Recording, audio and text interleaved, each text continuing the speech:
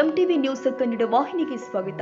ಸರ್ಕಾರಿ ಹಿರಿಯ ಪ್ರಾಥಮಿಕ ಶಾಲೆ ಬಳಿಚಕ್ರದಲ್ಲಿ ಡಾನ್ ಬಾಸ್ಕೋ ಮೈಂಡ್ಸ್ ಯೋಜನೆ ಅಡಿಯಲ್ಲಿ 2 ದಿನಗಳ ಕಲಾತ್ಮಕ ಆಟ ಮತ್ತು ವೃತ್ತಿಪರ ಚಿಕಿತ್ಸೆಗಳ ಕಾರ್ಯಾಗಾರ ಉದ್ಘಾಟನಾ ಕಾರ್ಯಕ್ರಮ ನಡೆಸಲಾಗಿದೆ.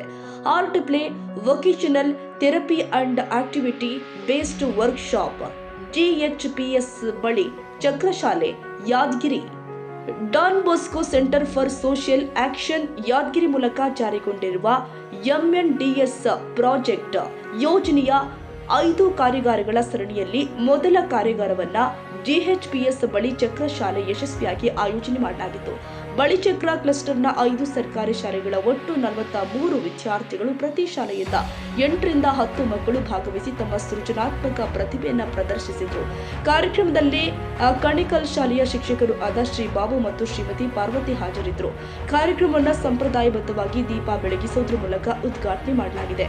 ಸಂಸ್ಥೆಯ ನಿರ್ದೇಶಕ ಫ್ರಾ ಶಾಬು ಫ್ರಾನ್ಸಿಸ್ ಮಾತನಾಡಿ, ಈ ಕಾರ್ಯಾಗಾರವು ಮಕ್ಕಳ ಸೃಜನಾತ್ಮಕತೆಯನ್ನು ಉತ್ತೇಜಿಸೋದ್ರ ಜೊತೆಗೆ ಅವರ ಮಾನಸಿಕ ಹಾಗೂ ದೈಹಿಕ ಆರೋಗ್ಯದ ಮೇಲೂ ಒಳ್ಳೆಯ ಪರಿಣಾಮ ಬೀರುತ್ತೆ.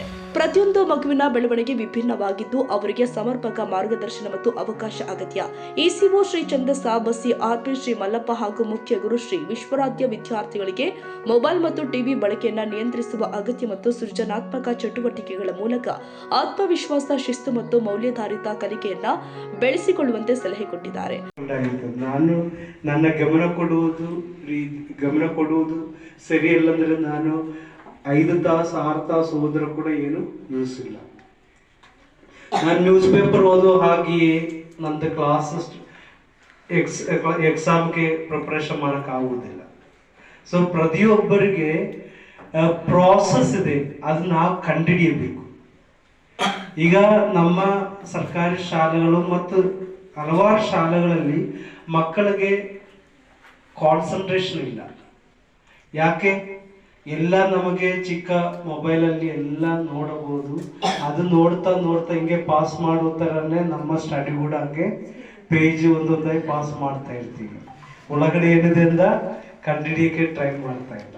ಸೊ ಅದಕ್ಕೆ ನಾವಿಲ್ಲಿ ಕ್ರಿಯಾತ್ಮಕವಾಗಿ ನಿಮ್ಮ ವೈಯಕ್ತಿಕ ಬೆಳವಣಿಗೆಗಾಗಿ ಈ ಒಂದು ತರಬೇತಿಯನ್ನು ನಾವು ಸಿದ್ಧಪಡಿಸುತ್ತೇವೆ.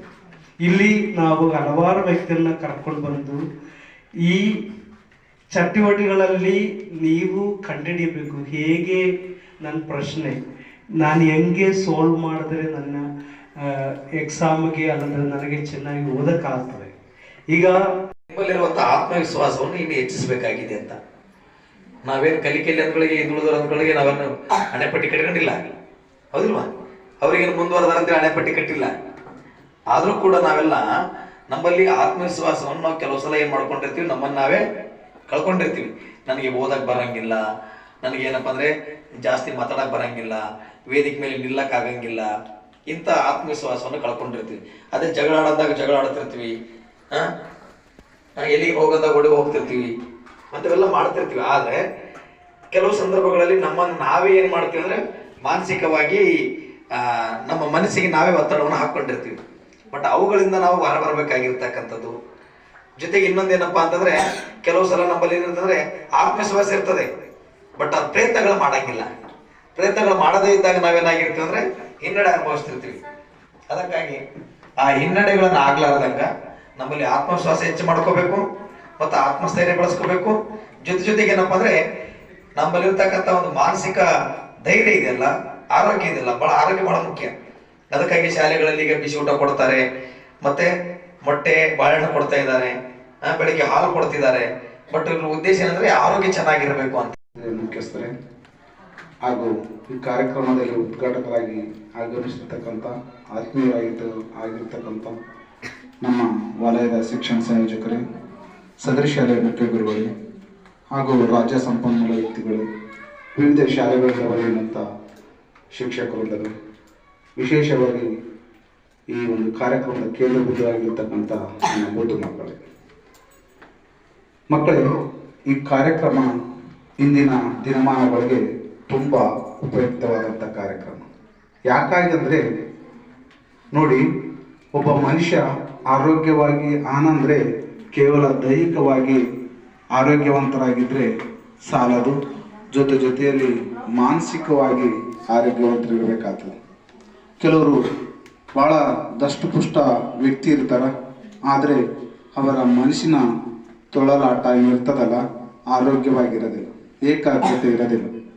ಯಾವಾಗ ದೈಹಿಕವಾಗಿ ಮಾನಸಿಕವಾಗಿ ವ್ಯಕ್ತಿ ಕೇಂದ್ರೀಕರಣಗೊಳ್ತಾನಲ್ಲ, ಆವಾಗ ಆ ವ್ಯಕ್ತಿ ಏನಾದರೂ ಸಾಧನೆ ಮಾಡೋಕ್ಕೆ ಸಾಧ್ಯ ಆಗ್ತದೆ.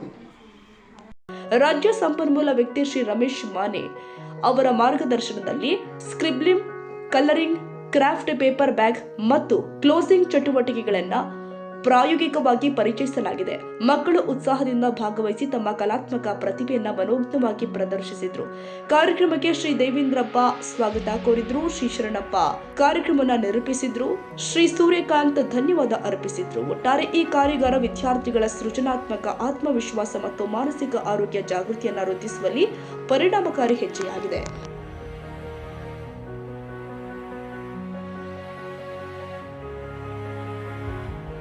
ತಾಜಾ ಸುದ್ದಿಗಾಗಿ MTV ನ್ಯೂಸ್ 24/7ಗೆ ಸಬ್ಸ್ಕ್ರೈಬ್ ಮಾಡಿ ಮತ್ತು ಬೆಲ್ ಐಕಾನ್ ಅನ್ನು ಒತ್ತಿ. ತಪ್ಪದೇ ಲಿಂಕ್ ಶೇರ್ ಮಾಡಿ.